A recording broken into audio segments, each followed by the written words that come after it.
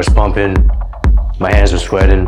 I remember running this bluff all in for $200, and I was shaking inside, and I just felt alive. For most people, poker is just a game. For this college kid, it's a high-stakes calculation to pay for school. But he's only one part of the equation. Today, we're bringing the cameras into the room of a high-stakes poker game to show you exactly what it looks like when everything is on the line. How much would you have to lose to quit poker forever? Everything. This is Brandon. He's a college student who's new to poker, but for the last year and a half, he's been fully dedicated to learning everything there is about the game and using his learnings to pay the bills. Is there anyone you're targeting during this session? Oh, absolutely. Oh yeah, no question about that. I'm gonna be targeting Connor. This is Connor. He's a recent college grad who became friends with Brandon at the casino after their egos would clash basically every time they played together. How did you and Brandon meet? Poker, Danville. We were battling in the 1-3 streets, and then we both worked our way up eventually to 10-25 and stuff over the course of a little bit. So obviously, I love the guy. He runs pretty good against me, but enjoy playing with him. He's a fun player. And is there anyone you're targeting? Brandon. Yeah. Pretty early in the night, Connor and Brandon get into it. They both look down at a single pair. Connor has pocket jacks, and Brandon has pocket eights. A player named Cowboy doesn't realize the dynamic he's getting in between and decides to re-raise Connor as a bluff. Brandon is reluctant to fold the pocket eights, and with the way he plays, he goes all in for $2,000. Connor sees this as an opportunity to win all the money and take down his friend Brandon, so he goes all in for $3,100. At this point, Cowboy realizes the situation he got himself in and makes the correct decision to fold. When Connor flips over his hand, Brandon sees that he's basically in the worst case scenario with only an 18% chance to win. They decide to run it twice, which means there will be two boards that are each worth half of the pot. The first three cards are safe for Connor, but the fourth card is an 8, and it gives Brandon 3 of a kind. So Connor loses the first board and half of the pot. Now he has to sweat the second board and hope that he can win just half of the pot. The first 3 cards again are safe. The next card, safe. But the river is the final 8 in the deck, and Connor manages to lose the entire pot to Brandon. He shouldn't have played that hand that way. I think he made a misplay with the jacks. He knows I always get there no matter what. I knew I was coming too. I told him it was coming. I said, just fold. Run it once, twice, 3 times, it won't matter. The eights are always gonna come. So yeah, it's his fault. I told him not to do that. I told him not to shove.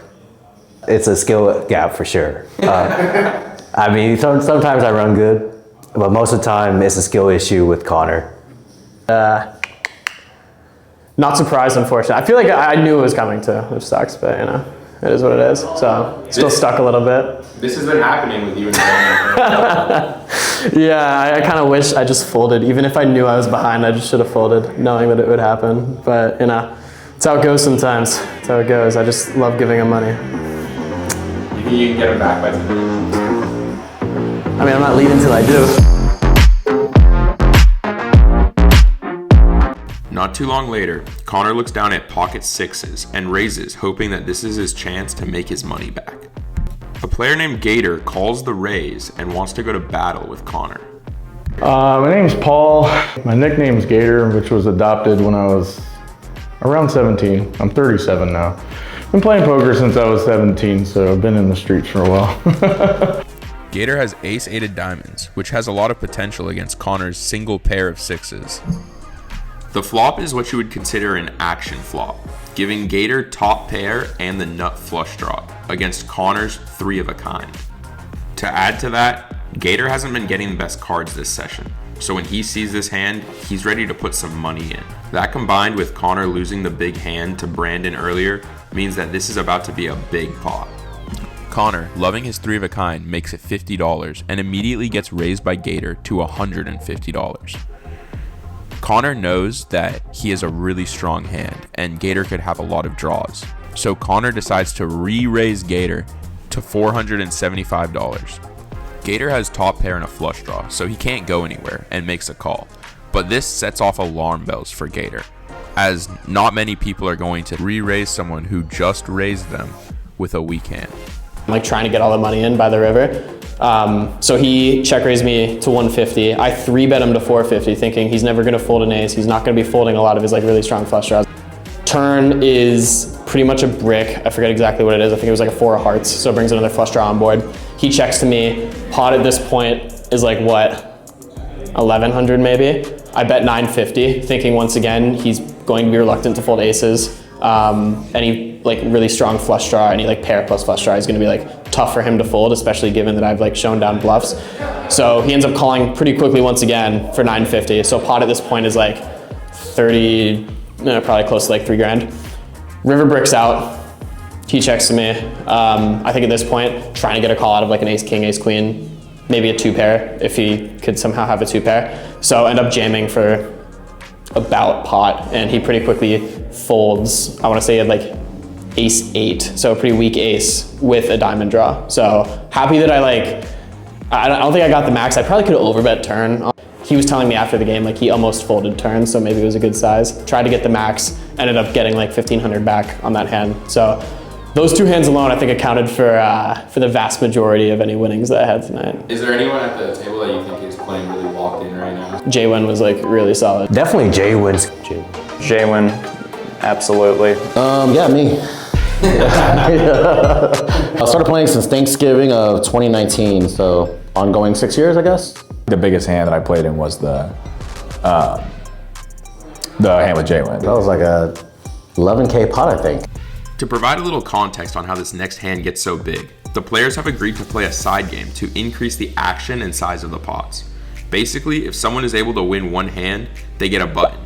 If they win 2 hands in a row, they get a second button, and each player at the table needs to pay them $25. If they're able to win 3 hands in a row, each player owes them $50. This keeps on going until the table is able to stop the winning streak. As you can imagine, this creates some massive pots. At this point, Tyler has already won 2 hands in a row and is going for the 3rd. I have King 8 offsuit. My first thought was, I was like first to act, and I said, I want to make sure that I have a chance at seeing the flop. There's no point in trying to bluff because people are going to be calling me down. So just limp, and somehow it limped all the way around for $10, like it was almost a family pot. I definitely don't want to raise too much. Yeah, I mean, the strategy is to get a lot of people in, so it's like 6 against 1, you know what I mean? So like where I was, and I think there was like 3 or 4 people in the blinds, I'm just limping and hoping everybody limp behind, and that way we can stop him from winning his button game. Flop was king high, and no flush draw, and a check to me, and I was like, it's time to make this big, so bet big. J-Win called. He immediately bet big, which was like super suspicious right away, so I think that was probably a blunder. A turn, he bets almost pot or whatever it is, and at that point, I'm just like, he fucking has a king. You know, it's like, his range is just really, really strong. Like, it's feasible for him to limp all good hands. Like in a button game like that, like people will limp a lot in EP.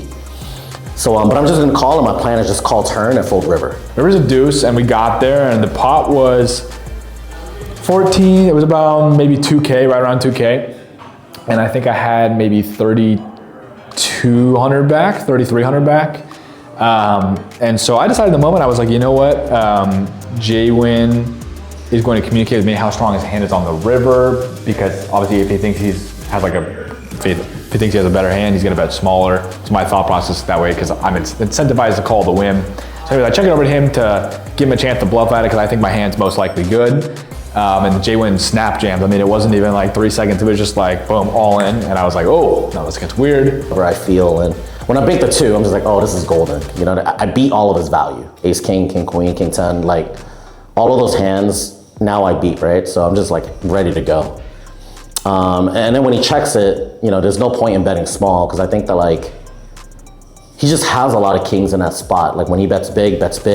So he either has a king in that spot or he has nothing at all. And I guess once in a while, if he's like astute, maybe he's trapping me with something really, really big. But you know, 2 pair, you just kind of have to go with it, right?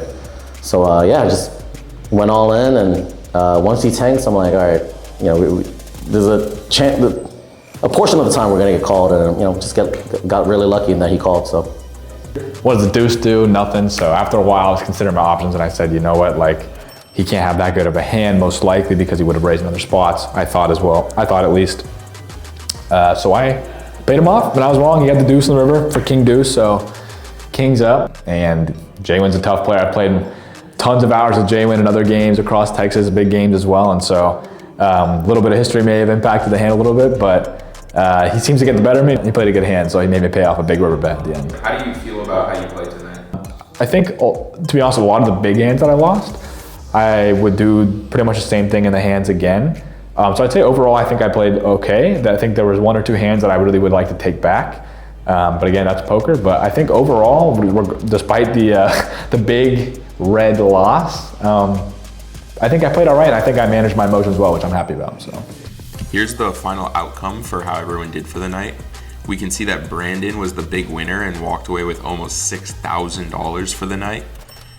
Connor was able to recover from the big hand that he played against Brandon and actually walked away with $165 of profit. Sadly, Tijuana Tyler was not able to recover after his big hand with Jaywin and was down $5,400. Thank you guys for watching. If you enjoyed and want to see more videos like this, please subscribe and follow us on Instagram at riverrat.productions.